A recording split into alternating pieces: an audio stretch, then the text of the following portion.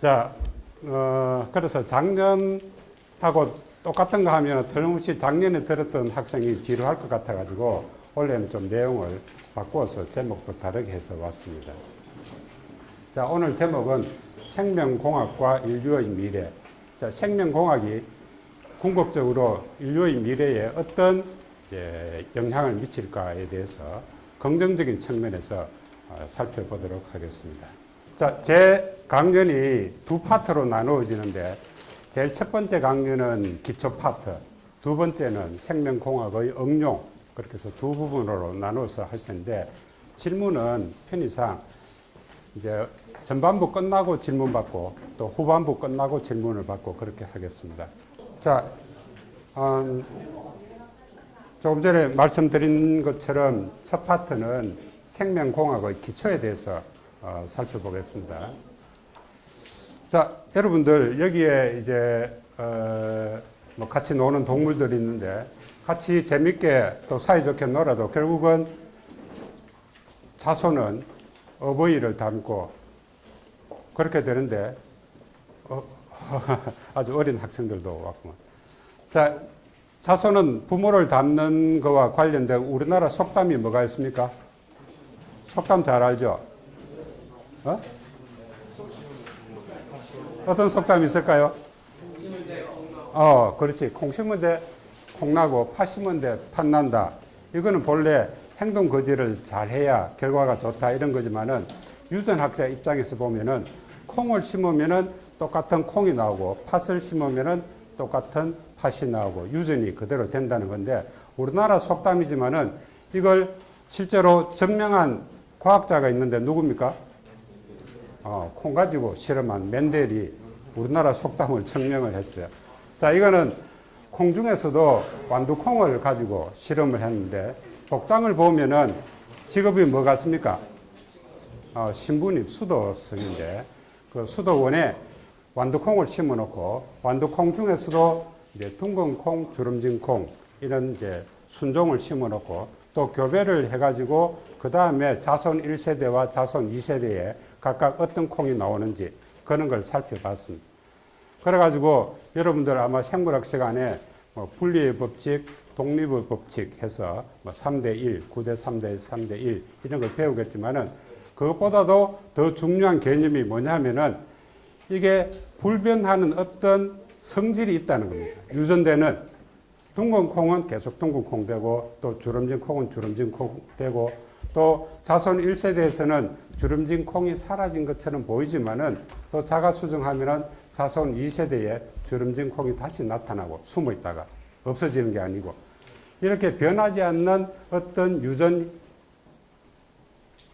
있다. 그때 유전자가 뭔지는 모르지만은 유전자 개념의 뭔가가 있다는 것을 알게 됩니다. 그 다음에 한참 세월이 흘러가지고 이 세포를 볼 수 있는 기구가 개발이 됐는데 그게 뭐겠습니까? 현미경이죠. 현미경으로 사람이든지 뭐 양파든지 모든 생물체의 그 조직을 확대해서 보니까 이런 구조로 되어 있는데 이걸 세포라고 합니다. 셀이라고 하는데 세포는 정식을 해가지고 딸세포를 만드는데 그때에 똑같은 딸세포를 만든다. 똑같은 딸세포. 그 유전이 된다는 건데 그때에 뭐가 중요한지 보니까 이 안에 있는 세포 중에서도 안에 있는 이게 뭡니까? 핵이 중요하다는 것을 알았어요. 그 다음에 수정할 때도 핵이 두 개 융합이 돼야만 제대로 수정이 되고 그래서 핵 안에 유전 물질이 있다는 것을 알게 되고 그 다음에 또 세월이 흘러가지고 더 좋은 현미경이 나오고 또 염색 방법이 나오고 해가지고 핵 안에서도 뭐가 유전에 중요한지를 살펴보니까 뭡니까 이게? 역시 고등학생들 잘 알죠. 염색체인데 염색체가 똑같이 배분이 돼야만 똑같은 딸세포가 되니까 유전 물질은 염색체에 있다는 것을 알게 됩니다. 자, 그러면은 염색체는 뭐로 되어 있느냐? 뭐로 되어 있습니까? 고등학생들. 응? 염색체는 뭐로 되어 있어요? DNA 또 단백질도 있고 또 일부 RNA도 있고 그런데 그 중에 뭐가 유전물질인가? DNA 어떻게 알아요? 어떻게 알았습니까? 그 당시 과학자는 오히려 단백질이 유전 물질이라고 생각을 했습니다. 지금 생각과는 달리. 왜냐하면 단백질은 굉장히 종류도 많고 구조도 복잡하고 하니까 이런 복잡한 유전 형질을 지배하는 것은 복잡한 물질인 단백질일 거라고 생각을 했어요. 그런데 이제 연구를 더 해보니까 여기서는 소개하지 않겠지만은 염색체 중에서도 DNA가 유전 물질이라는 것을 알게 됩니다. 그래서 DNA를 이제 화학자들이 이제 분석을 해보니까 DNA는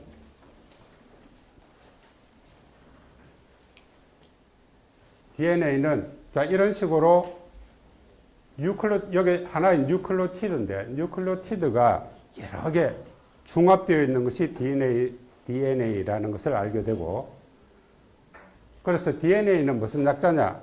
무슨 약자입니까? 디옥시리보 뉴클레익 애시드. 뉴클레익 애시드는 뉴클레인은 핵이고 애시드는 산성 물질이에요. 핵에 있는 산성 물질. 여기에 유전 물질로 작용하는 겁니다. 자, 그런데 디옥시리보 하는 것은 뭐냐 하면은 이 뉴클레오티드 조성을 보면은 뉴클레오티드가 예를 들면 건물을 지으면은 벽돌을 차곡차곡 쌓아가지고 이 건물을 짓듯이 DNA라는 것도 뉴클레오티드를 차곡차곡 쌓아가지고 DNA가 된 건데 뉴클레오티드에는 네 종류가 있는데 네 종류마다 여기에 당이 있고 당은 리보즈 때 데옥시리보즈라고 여기에 산소가 없는 겁니다. 여기는 산소가 있고 O가 산소죠. 산소가 없고 요거 있고 요건 꼭 필요해요. 자, 어쨌든 산소가 2번 위치에 산소가 없는 데옥시리보즈를 가지고 있는 당이 있고 그 다음에 여기에 인산이 있고 그 다음에 요거는 다 똑같은데 여기에 있는 염기가 다릅니다. 염기가 몇 종류입니까? 네 종류가 T, A, C, G 자, 요런 네 종류 그러니까 뉴클레오티드도 네 종류고 염기도 네 종류고 그래서 어쨌든 뉴클레오티드가 굉장히 무작위적으로 쭉 연결된 것이 DNA다 하는 얘기입니다. 자, 이 뉴클레오티드를 조금 더 자세히 보면은 뉴클레오티드는 아까 여기 당 있고 그 다음에 여기 염기가 네 종류마다 있고 그 다음에 여기 인산이 있고 여기에 이제 인산이 없는 거는 뉴클레오시드라고 이야기합니다. 그런데 DNA는 뉴클레오티드고 뉴클레오티드의 중합체라고 얘기를 합니다. 그러니까 DNA가 동남아 약자가 아니고 디옥시리보 뉴클레익 애시드다. 자, 그것만 알아도 되겠습니다. 자, 그 다음에 이 DNA가 유전 물질이니까 DNA가 어떻게 도대체 유전자로서 작용하는지 알려면은 가장 먼저 뭘 해야 되는지 과학자들이 생각을 해보니까 구조를 밝혀야 기능을 알 수 있겠다 해서 DNA 구조를 밝히게 됩니다. DNA 구조를 밝히고 나니까 DNA 구조가 이중나선 구조라는 것을 알았습니다. 이중나선 하는 것은 DNA가 이중가닥이면서도 그냥 이중가닥이 아니고 나선으로 꼬여 있다는 겁니다. 자, 나선 이중가닥을 이룰 때는 T는 A하고 마주보고 G는 C하고 마주보고 반드시 이렇게 마주보는데 이것을 상보성이라고 합니다. 상보성으로 T는 A하고 G는 C하고 이렇게 마주봐가지고 이중가닥을 이루고 이 이중가닥이 새끼줄 꼬듯이 꼬여 있습니다. 이걸 나선구조라고 해서 같이 붙여서 이중나선구조라고 합니다. 그래서 이것이 사람의 경우에는 여러분들 여기 몸속에 이제 세포가 몇 개 정도 있는지 알아요? 2억? 그것보다 더 10억 훨씬 더 많아. 네, 한 60조 개 됩니다. 60조 되는 세포에 하나의 세포 안에 염색체가 몇 개 있어요? 염색체가 몇 개 있어?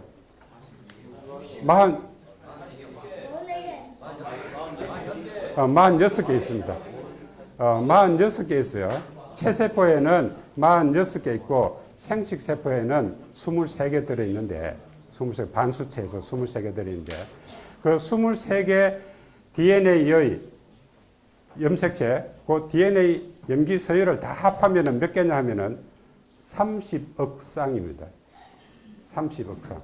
그러니까 여러분들이 체세포는 거기 2개씩 들어있으니까 2배니까 60억 쌍 되겠지. 60억 쌍 곱하기 60조 하면은 여러분들이 가지고 있는 대략적인 DNA 양이니까 엄청난 DNA죠. 그래서 30억 쌍이 여러 가지 순서로 뭐 AAAA, GGGG, 또 TTTT, 뭐 GGGG, 베이비 뭐 이러면 이제 소녀시대 염기서열. 뭐 이런 염기서열로 쫙 되어 있으니까 지구상의 인구가 60억 되는데 그 인구가 일란성 쌍생아를 빼고는 염기서열이 같은 사람이 한 사람도 없습니다. 그래서 여기에 있는 수십 명의 그 얼굴이 다 다른 겁니다. 얼굴이 다 다른 거예요. DNA가 다 달라. 그러니까 DNA가 다 다르니까 DNA 지문이라는 얘기 들어봤죠. 나중에 응용 파트에서 이야기를 하겠지만은 DNA를 조사하면은 다 알 수 있습니다. 누가 누군지를 다 알 수 있습니다. 그 DNA는 모든 사람마다 다 일란성 쌍생아를 빼고 다릅니다. 자, 이 나선이 어느 방향으로 꼬여 있는지 잘 보시기 바랍니다. 잘 봤어요? 자, 여기에 나선형 계단이 있고 나선형 식물이 있습니다. 계단 있죠? 나선형 계단 있고 식물이 있고 앞에서 본 DNA는 어느 방향으로 꼬여 있었습니까? 네? 식물이야? 계단이야? 식물이라고 생각하는 사람? 자신 있게 하면 계단이라고 생각하는 사람? 민주주의니까 계단이 많으니까 계단으로 합시다. 자, 계단이 맞습니다. 자, 우리 다 같이 따봉 한번 해보겠습니다. 오른손으로 따봉하는데 엄지손가락 세우고 따봉 크게 시작. 자, 여기에 DNA가 여러분들이 가지고 있는 DNA가 꼬여 있는 방향인데 이걸 오른손형이라고 하는데 오른손을 이렇게 보면은 나머지 손가락이 돌아가는 방향, 나선이 시계 방향이에요? 시계 반대예요? 시계 반대 방향으로 나선이 돌면서 올라가는. 보면은 계단이 그런 식입니다. 계단이 시계 반대 방향으로 나선이 돌면서 올라가는데 아까 DNA 보면은 계단식으로 시계 반대 방향으로 나선이 돌면서 올라가죠. 이런 구조를 BDNA라고 하는데 여러분들 몸속에는 거의 이렇게 되어 있습니다. 그런데 단지 일부 특정한 곳에서만 이런 DNA가 왼손이요. 시계 방향으로 돌면서 올라가는 이런 DNA가 특수한 경우만 있고 대부분은 오른손형 구조를 하고 있습니다. 자, 이렇게 이제 내가 이제 이 여행을 하다가 찍은 사진인데 이런 걸 직업병 그럽니다. 어디 가든지 직업만 생각하니. 어쨌든 웃기죠. 진짜 웃긴 사진. 진짜 웃긴 사진은 자, 소우자입니다. 소가 낀 사진이야. 개콘에서 박영진이 뭐 소는 누가 키워? 근데 잘못 키워가지고 이렇게 소가 끼었어. 자, 이 DNA 이중 나선 구조를 해명한 과학자 이름을 알아요? 왓슨과 크릭입니다. 아는데 까먹었어요. 아이고 똑똑하다. 자, 왓슨과 크릭인데 이 사진은 이제 과학 동화나 교과서에 나오는 사진인데 이분이 왓슨이고 이분이 이제 크릭인데 이중 나선 구조 모델을 만들어 놓고 이제 1953년도에 발표를 했는데 자, 이게 이제 세월이 많이 흘러가지고 이제 할아버지가 됐을 때에 찍은 사진입니다. 자, 이런 걸 밝힌 공로로 뭘 받았겠습니까? 노벨상을. 그렇지. 노벨상을 받았고. 우리 요 꼬마 친구를 위해서 박수 한번 보내줍시다. 장차 다음에 노벨상 받아줘. 자, 이 이제 할아버지 된 사진은 보통 잘 안 가지고 있는 사진인데 저는 미국에 근무한 연구소가 콜드 스프링 하버 연구소인데 그때 소장이 왓슨이었습니다. 노벨상 받은 왓슨이고 이분도 여성 과학자로서 노벨상을 받은 마클린톡이라는 분이고 그거는 DNA가 가만히 있는 것이 아니라 어떤 DNA는 다른 데로 막 점핑을 해서 이동을 하는 DNA를 발견을 해서 노벨상을 받았고 내가 연구소를 떠나서 귀국하고 난 이후에 여기 젊은 사람들 중에서도 노벨상을 받은 사람이 있습니다. 그럼 저는 어디 있느냐? 이제 여기에 우리 가족이 여기 이제 100주년 기념이라 90년도에 100주년 기념인데 그 홍보 책자를 만든다고 몇 달 전에 찍은 사진입니다.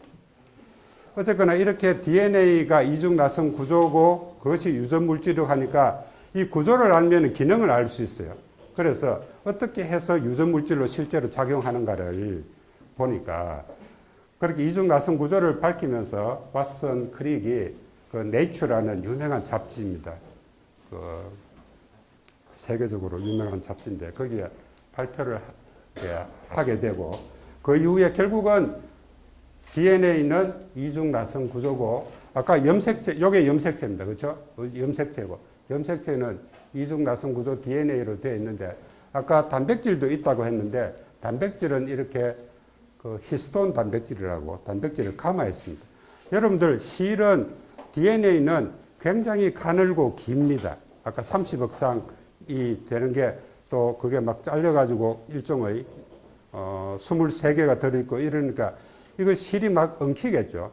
엉키니까 여러분들 실을 사용하고 난 다음에 아무리 이렇게 던져놓으면 엉켜가지고 다음에 쓸 수가 없는데 DNA도 마찬가지입니다. 그래서 실패 잘 감듯이 감아놔야만 제대로 쓸 수가 있는데 다음에 그 실패 역할을 하는 것이 이제 이 히스톤이에요. 히스톤 감고 또 복잡한 구조를 하고 해서 세포가 분열을 할 때는 이렇게 응축을 하고 있고 분열하지 않을 때는 이렇게 풀려가지고 DNA가 복제되고 또 발현을 해서 단백질도 만들고 뭐 이렇게 하는 겁니다. 그래서 여러분들이 느끼지는 못하지만은 DNA가 어떨 때는 풀리고 어떨 때는 이렇게 응축을 하고 응축을 하면은 보통 한 10,000배 정도 길이가 짧아집니다. 응축을 해가지고. 그래서 분열하기 좋게 그렇게 하는 겁니다.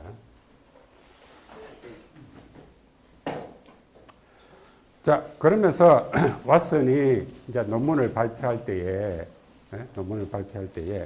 어떻게 하면은 다음 세대로 전달이 될까? 전달이 되려면은 똑같이 다음 세포에 똑같이 배분을 하려면은 일단 2배로 불려야 됩니다. 2배로 불리는 과정을 DNA 복제라고 합니다. DNA 복제. 자, 복제하는 모델은 아마도 이렇게 두 가닥이 풀려가지고 단일 가닥이 일시적으로 되고 이 단일 가닥을 주형으로 해서 새로운 상보적인 여기가 A면은 여기 뭐? T. 여기 G면은 C. 이런 식으로 상보적인 가닥을 만들면은 그렇게 해가지고 새로운 이중 가닥을 이루어가지고 이걸 딸 세포에 배분을 하면은 정확하게 유전 정보를 다음 세대로 전달할 수 있을 것이다. 이렇게 이제 가설을 세우고 한참 또 지난 후에 다른 과학자들이 그 가설을 증명을 하게 됩니다. 그래서 이제 DNA가 유전 물질이다. 제일 첫 질문이 어떻게 자손은 어버이를 닮는가 하는 건데 결국은 어버이가 DNA를 복제를 해서 다음 세대로 계속 전달을 하기 때문에 그게 유전이 된다 이런 얘기입니다. 그래서 이제 아까 체세포는 60조개인데 그 중에 이제 일부 그 생식 세포를 만들 때는 세포 분열을 2번 해서 반수체로 되는데 그때에 이 염색체가 풀려 있다가 분열할 때는 응축을 해서 굉장히 이제 굵고 짧게 이렇게 변하고 이것이 분열하기 전에 일단 또 엄마 염색체와 아빠 염색체가 이렇게 교차를 해서 유전자도 서로 교환을 해서 형제간이라도 얼굴이 다릅니다. 엄마 아빠로부터 같은 염색체를 받는데 왜 형제간의 얼굴이 다른가? 일란성 쌍생아 빼고는 얼굴이 다르죠. 그런 이유가 여기에 있는 재조합 때문에 이제 그렇습니다. 유전자를 교환해가지고. 그렇게 해가지고 분열을 한 번 하고 두 번 하고 하면은 이제 정자든 난자든 만들어지고 그것이 수정을 하면은 이렇게 새로운 이제 생명이 탄생을 하게 되는 겁니다. 그래서 여러분들은 소중한 생명입니다. 이렇게 복잡한 과정을 통해서 여러분들이 태어난 겁니다. 그래서 결론적으로 왜 부모를 닮는가 자손은 DNA를 물려받아서 그렇고 왜 그럼에도 불구하고 얼굴이 다른가 이걸 다양성이 굉장히 중요한데 생명은 다양성이 중요한데 결국은 이런 재조합 과정이나 또 한 가지 사실 이유가 더 있는데 이때 염색체가 배열을 할 때 여러 가지 조합으로 배열을 할 수 있습니다. 그렇게 해서 염색체가 이동할 때도 다르고 다 설명은 못하겠지만은 그런 식으로 해서 어쨌든 다양한 생명체가 태어나는 겁니다.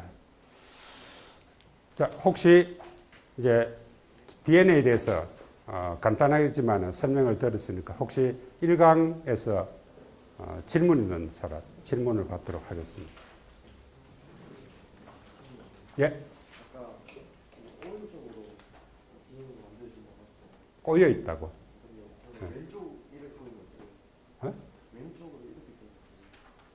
왼쪽 형이 왼손형 그런 것도 있는데 그런 거는 언제 생기느냐 그 뜻인가요?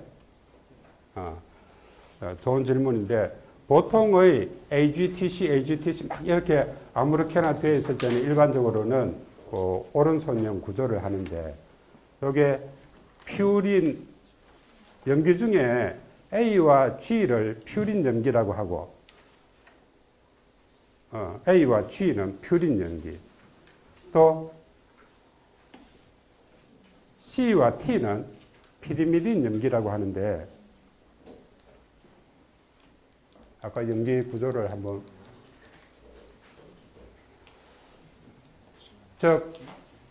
요거는 육각형 하나로 되어 있지 T는 C도 그렇죠 맞죠 요거를 피리미딘 염기라고 하고 육각형 오각형 이렇게 되어 있는 걸 퓨린 염기라고 하는데 좀 어려울지 모르겠지만 어쨌든 이런 염기 종류가 있는데 좌선형, 왼손형이 되는 이런 구조는 퓨린, 피리미딘 염기가 교대로 나올 때 퓨린, 피리미딘이 계속 교대로 나올 때 그런 부위만 왼손형 구조를 한다고 알려져 있습니다.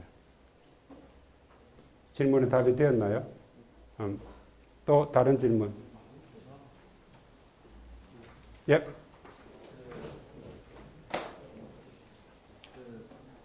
DNA가 복제가 될 때, 나라나게 만들어질 때, 구성 성분하고 에너지가 만들어질 때, 어떻게 만들어지냐고. 세포 내에서 반응이 일어날 때는 반응을 촉매하는 효소가 있습니다. 우리가 화학적인 거는 화학적인 시약을 넣어가지고 이제 촉매 반응을 유발을 하는데 세포 내에서는 대체로 가장 중요한 촉매 반응을 하는 물질이 뭐냐?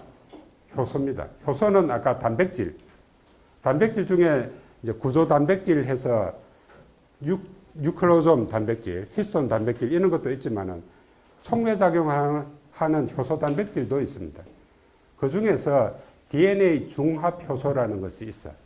DNA 중합 효소가 뉴클로티드에 인산이 3개 붙었는데 그 3개 중에 2개를 떼내고 하나만 가지고 계속 연결을 중합을 시키는 효소 반응에 의해서 DNA 복제가 일어납니다. 그때 반드시 G형 가닥이 있어야 돼요. 그냥은 합성이 안 되고 G형 가닥에 맞춰가지고 DNA 중합 효소가 뉴클로티드를 갖다 붙여서 중합을 해서 복제가 이루어지는 겁니다. 또요?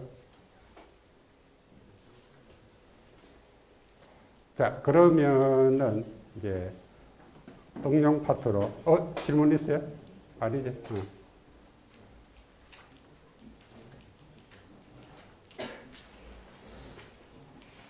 자, 이런 생명공학을 이용을 하면은 이제 어떤 이로움이 있는가를 보도록 하겠습니다.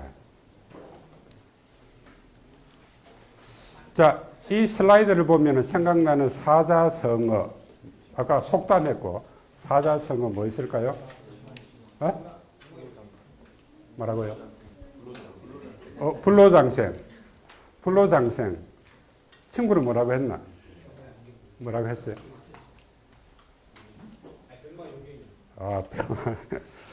그런 사자성어도 있는지. 불로장생. 그거는 이제 진시황이 묻혀 있는 데에 그 용병이 서 있는 걸, 보초 서 있는 걸 말하는 거네.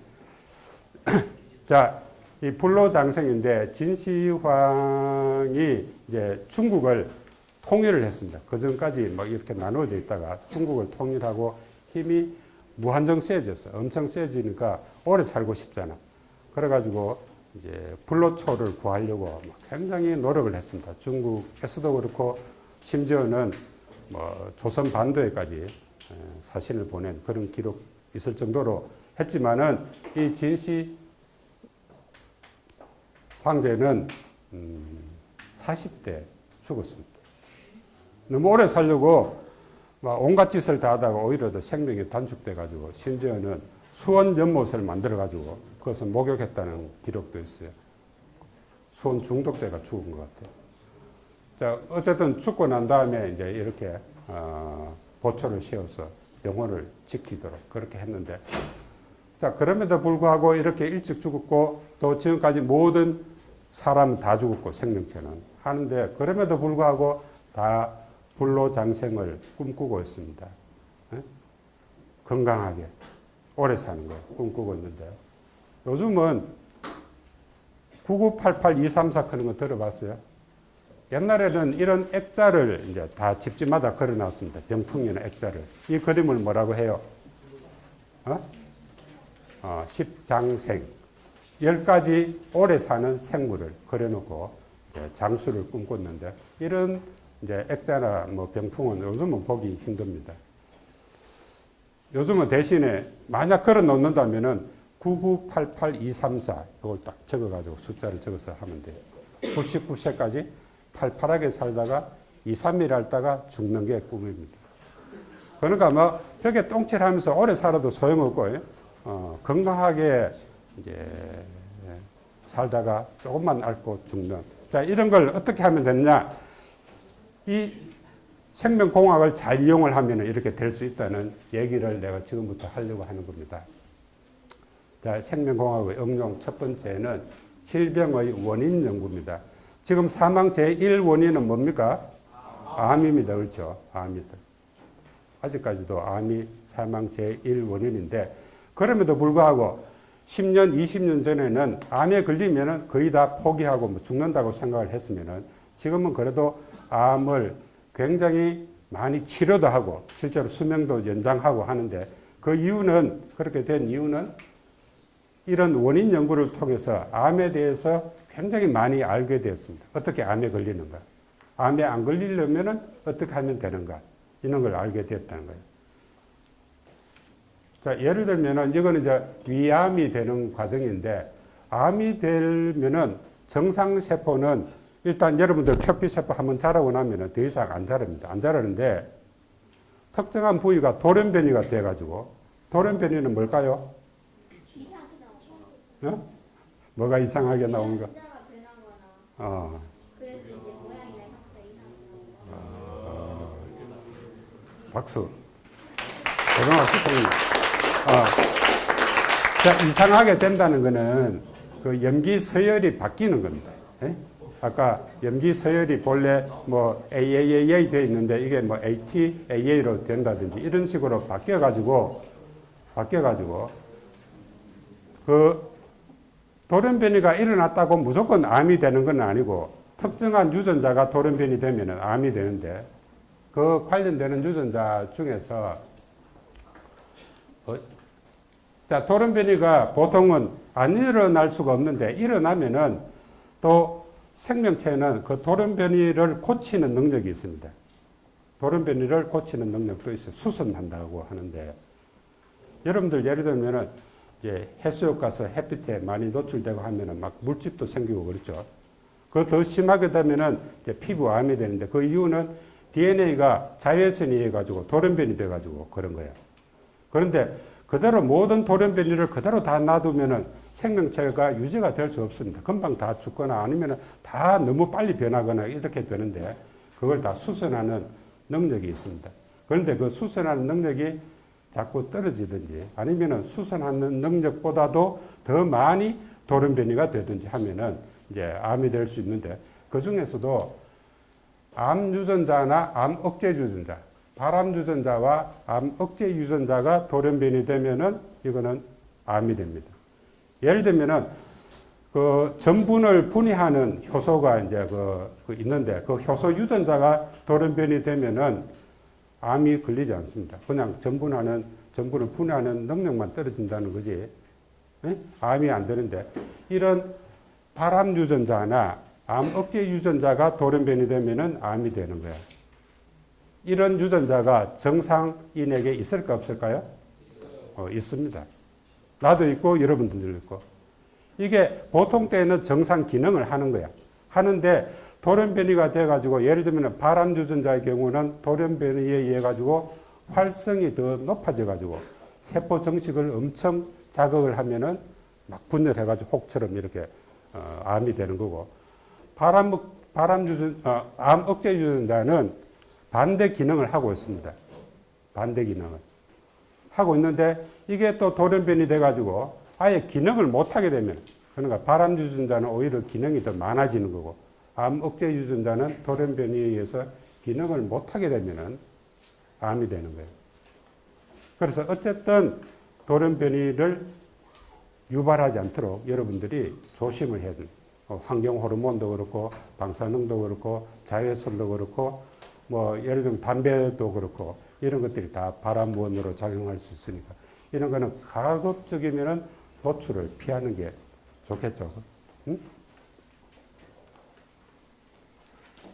자, 그 다음에 이제 응용 두 번째는 질병 진단입니다. 질병 진단 중에 내가 이제 두 가지만 소개하면은 하나는 염색체 검사를 통해서 질병 진단하는 거.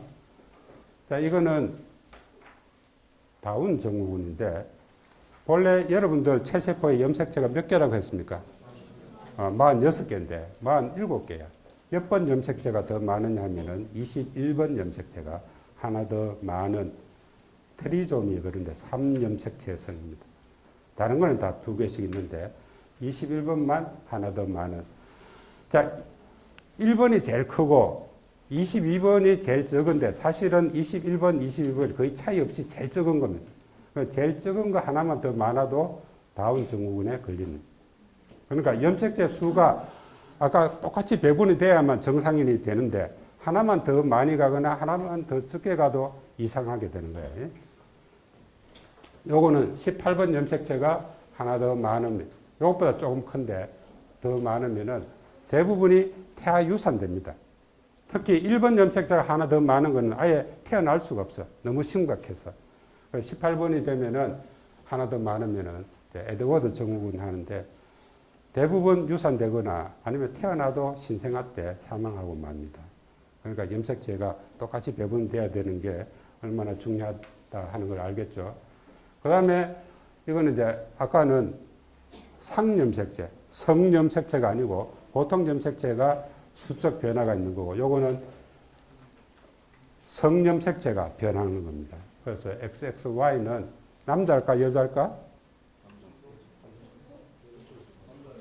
XX가 여자고 XY가 남자. 그렇죠. 친구는 뭐야?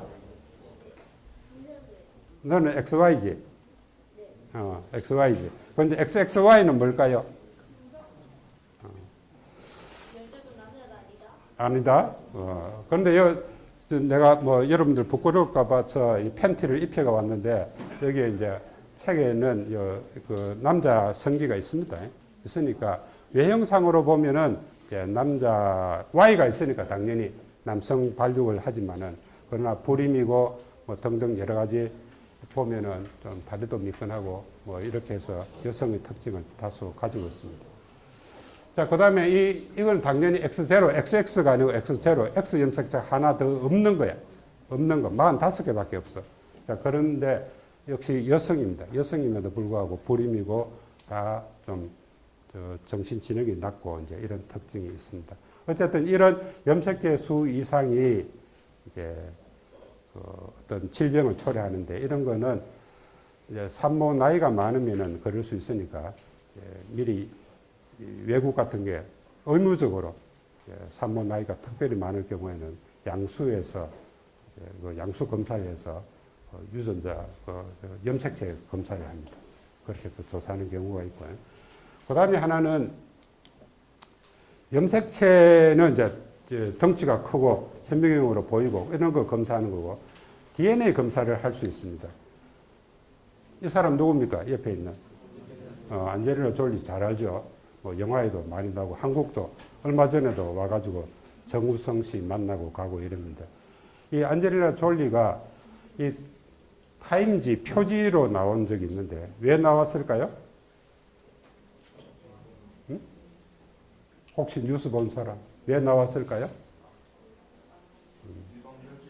맞아요. 유방절제를 했습니다. 이 탤런트는 외모가 굉장히 중요한데 유방암에 걸리지도 않았는데 유방절제를 했습니다. 왜 했을까요? 왜 암 예방을 굳이 하려고 그 중요한 그 유방을 절제를 했을까? 가족 중에 그렇지. 가족력이 있는데 여기 이제 안젤리나 졸리고 여기 이제 엄마입니다. 엄마고 이모고 한데 엄마도 난소암으로 사망을 하고 이모는 유방암으로 사망을 하고 그렇게 해서 본인이 아무래도 이제 불안한 거예요.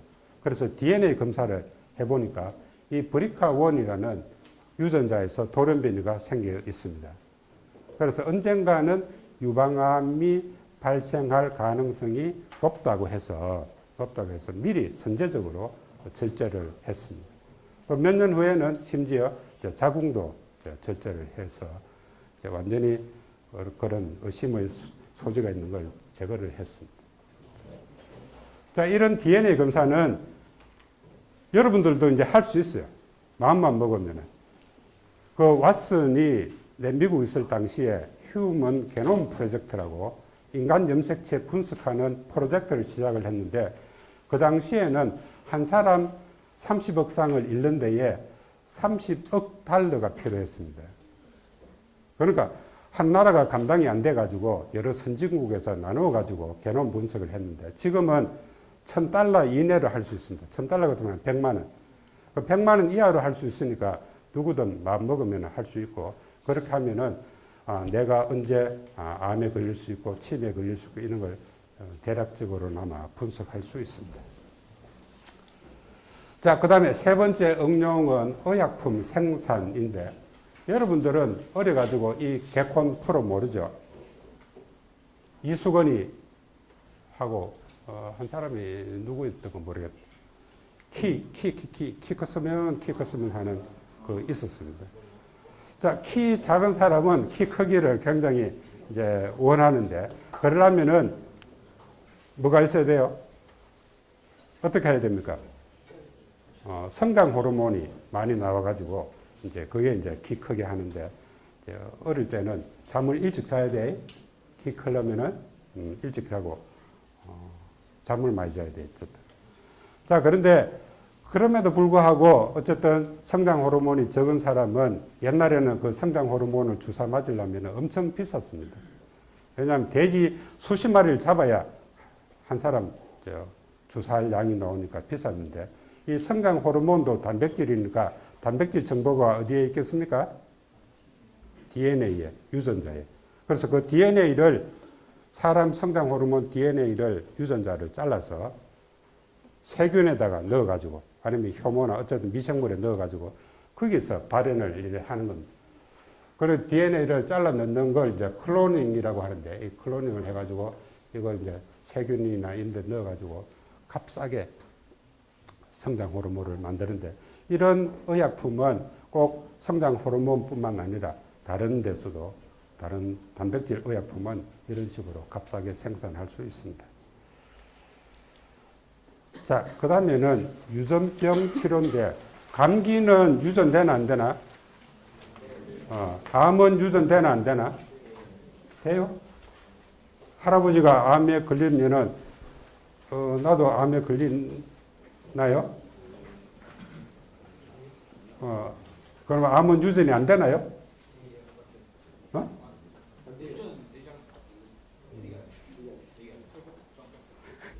내기한대 둘이.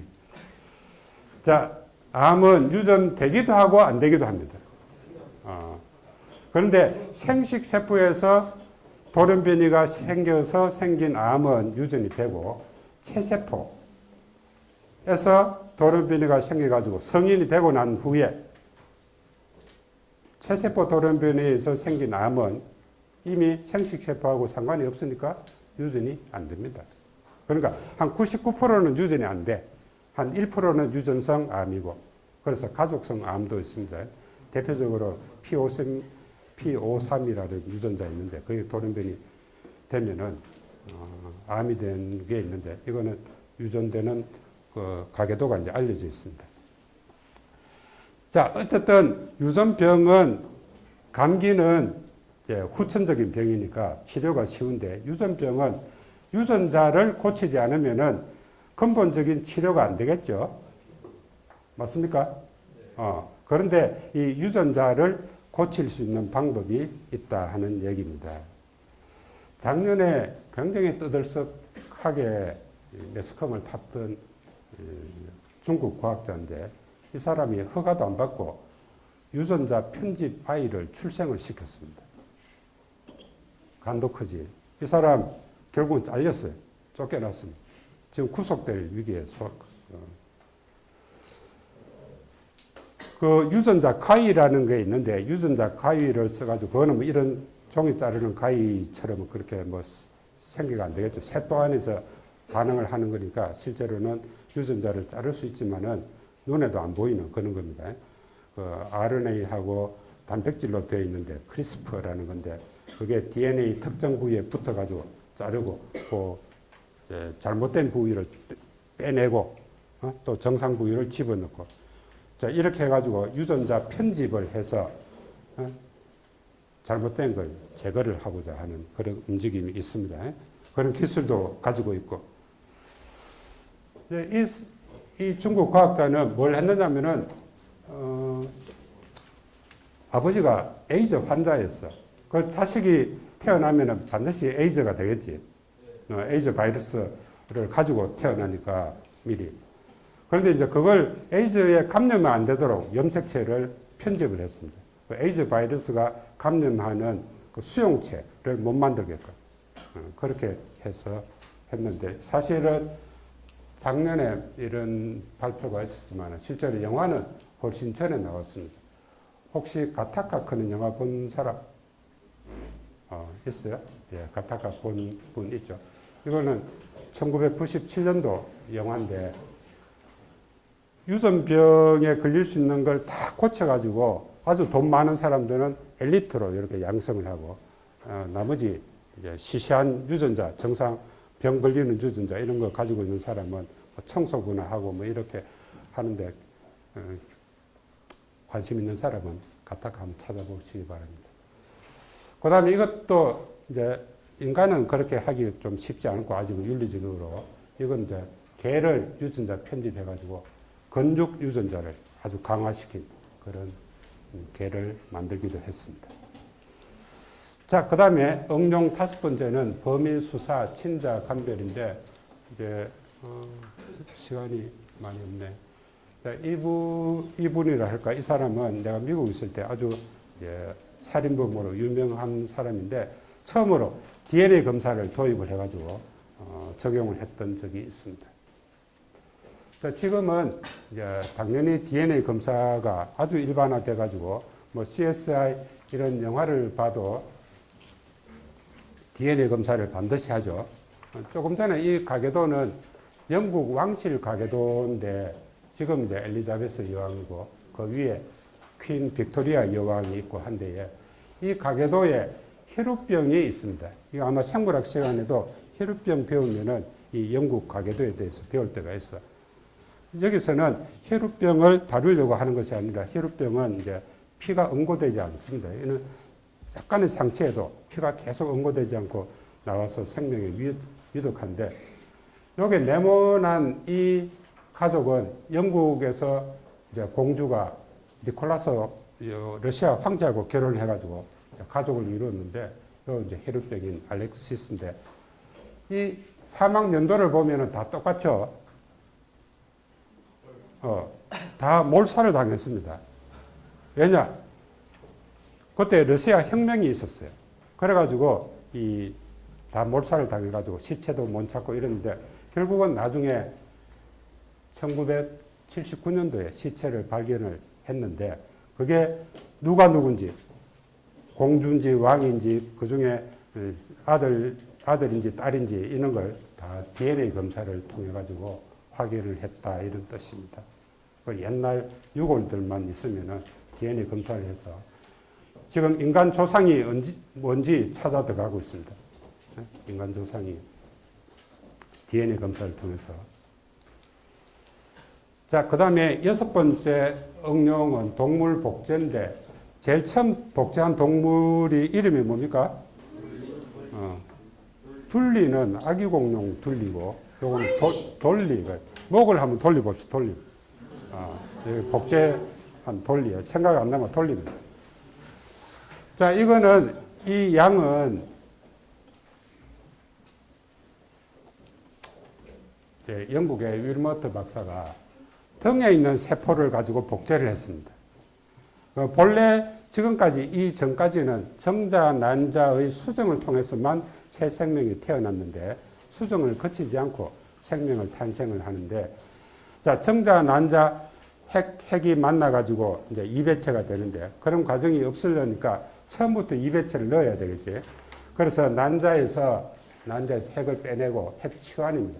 난자 핵은 제거하고 요 등에서 이제 핵을 빼가지고 난자에다가 집어넣습니다. 그래가지고 대리모 자궁에다가 착상을 시켜서 양을 출생을 시키면은 밑에 양하고 아니고 위에 양과 똑같은 핵을 제공한 그 양과 똑같은 게 나오고 이게 예를 들면은 뭐 털이 좋다 아니면 우유를 좋다 아니면은 영양분이 많다 이러면은 이런 양을 계속 복제를 해서 좋은 개량을 할 수 있다 이런 건데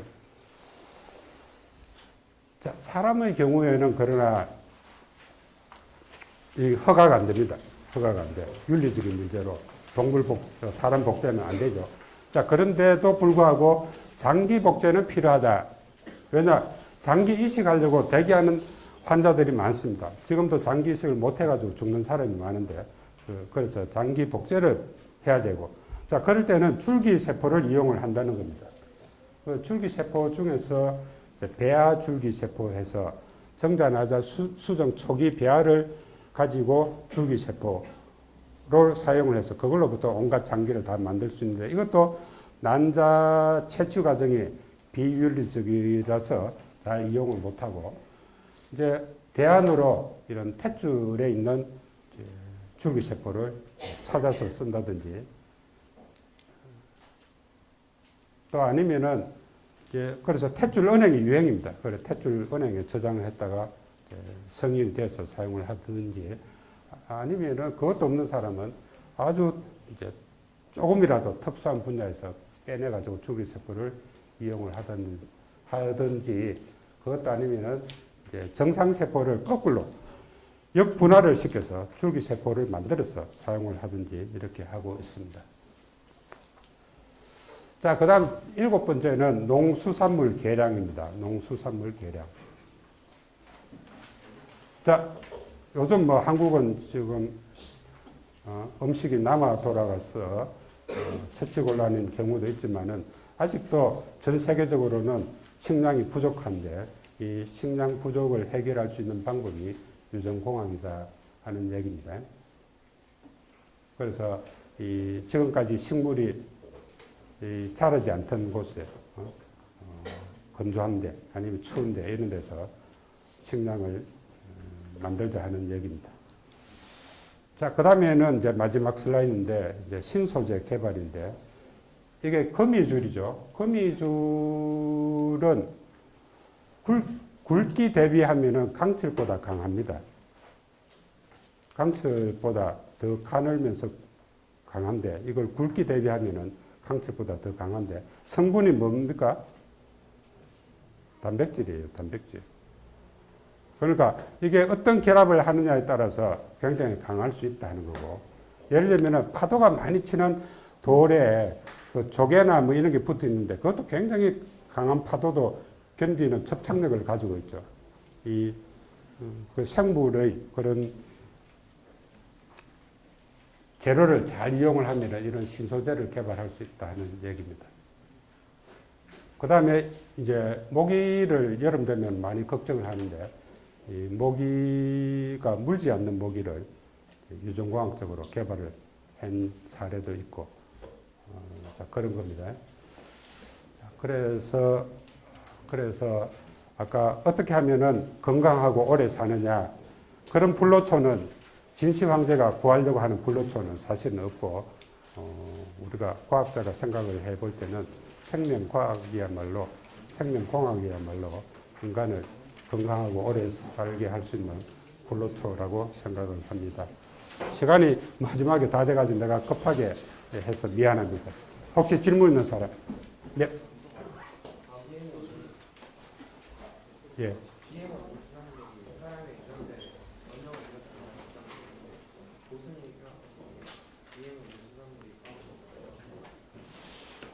GMO는 그러니까 이제 환경단체가 보는 거하고 과학자가 보는 거하고 다를 수가 있는데 GMO가 어느 정도 유전자가 변했느냐에 따라서 다를 수가 있는데 결국은 너무 많이 변하고 뭐 이런 거는 이제 해로울 수 있으나 우리가 지금 먹는 콩이나 옥수수 미국에서 수입되는 것이 GMO가 많은데 그런 것들은 다 안전하다고 판명이 난 거고 그걸 지금 다 여러분들이 다 지금 먹고 있는 거고 해서 경우에 따라서는 이게 실제로 인간을 기아에서부터 해방할 수 있는 하나의 방법이라고는 생각을 합니다.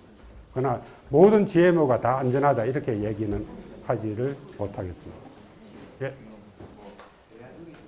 이런 줄기세포들이 있는데 줄기세포가 이런 거 외에도 다른 기능들이 있는지 궁금해서 줄기세포가 다른 기능이 또 이런 거 있는지 외에도 다른 기능들이 있는지 궁금해서 여쭤보고 싶습니다. 본래 줄기세포는 자 우리 식물에 줄기가 있으면 줄기로부터 뭐가 나와요? 뿌리도 나오고 가지도 나오고 잎도 나오고 꽃도 피고 그렇죠. 줄기세포라고 하는 것은 다른 여러 가지 분화된 세포가 만들어질 수 있는 근간이 되는 세포를 줄기세포라고 합니다. 물론 다른 기능이 있을 수 있으나 가장 중요하게 사용하는 것은 그 줄기세포를 가지고 눈도 만들고 뭐 피부도 만들고 뭐 위도 만들고 간도 만들고 그런 목적으로 많이 쓰는 거죠. 예, 질문.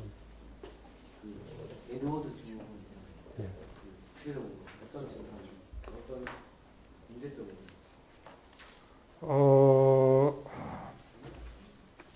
어떤 문제점이 있느냐.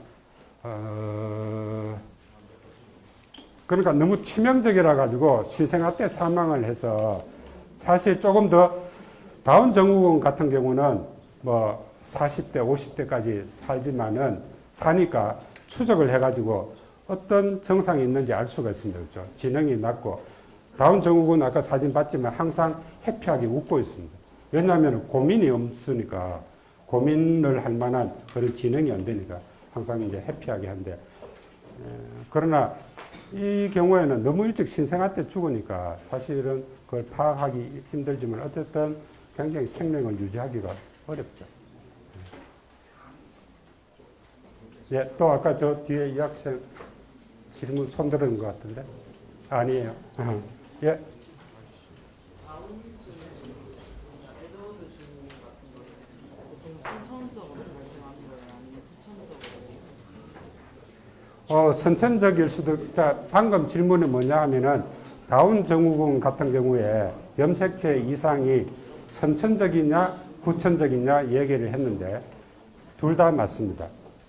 예를 들면은 부모가 3염색체성을 가지고 있으면은 자손의 절반이 3염색체성이 될 수밖에 없습니다.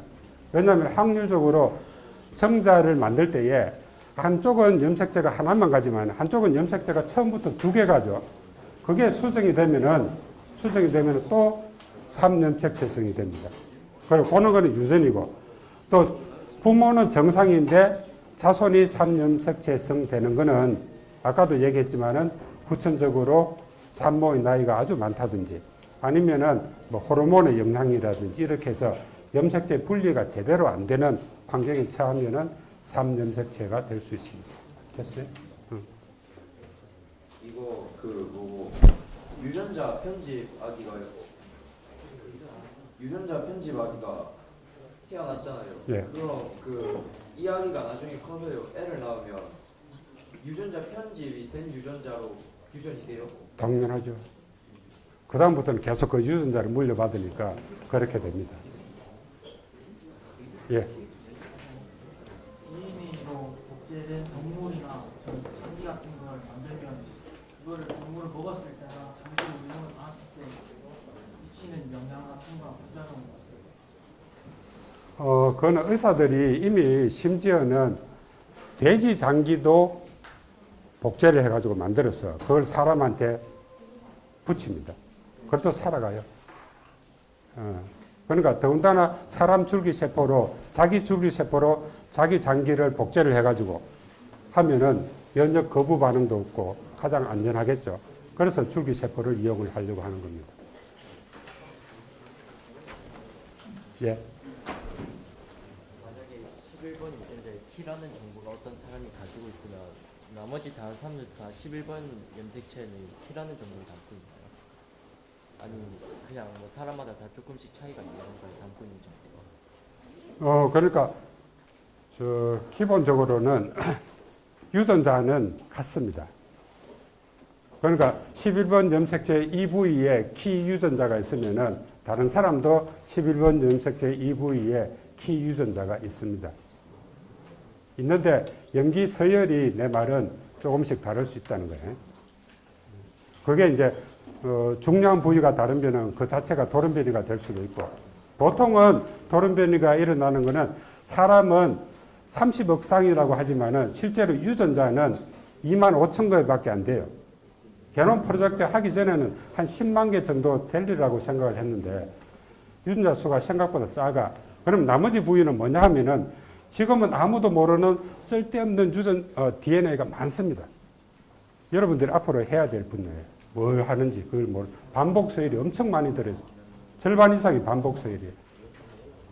그런 것들도 다 다를 수 있기 때문에 필요 없는 유전자가 현재로는 생명에 직접적으로 영향을 미치지 않는 그런 DNA 부위가 모든 사람이 다 다르기 때문에 그런 걸 조사를 하면은 이제 개인적인 지문으로 사용을 할 수 있다는 겁니다.